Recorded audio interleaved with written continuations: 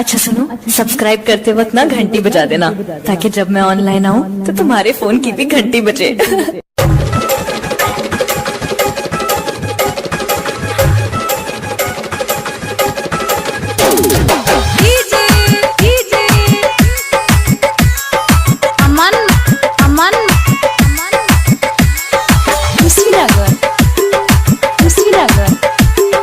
Presented by Ria Recording Studio, Khagaria.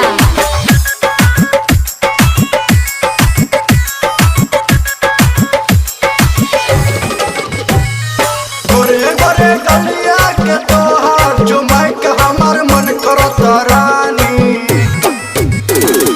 गोरे गोरे गलिया के तोहार चुमाई के हमार मन करत रानी।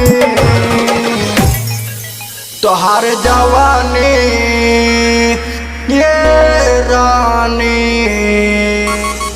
तोहार जवानी छोड़ा ताटे पानी ये रानी। हमार जवानी खो जात मन मानी ये रानी।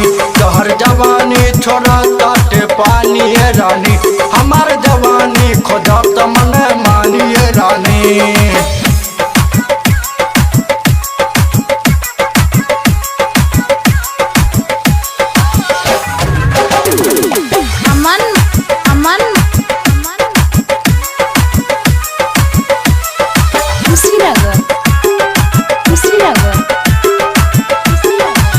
कितनो मनैली मानत नहीं के मान हो, कबहू तो हो जैबू दोसर के धान हो। कितनो मनैली मानत नहीं के मान हो, कबहू तो हो जैबू दोसर के धान हो।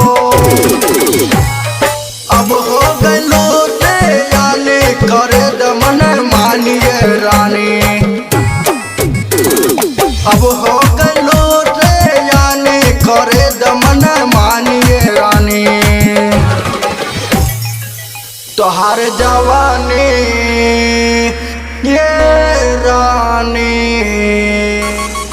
तोहार जवानी छोड़ा ताटे पानी ये रानी। हमार जवानी खो जात मन मानिए रानी।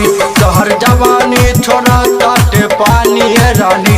हमार जवानी खो जात मन मानिए रानी।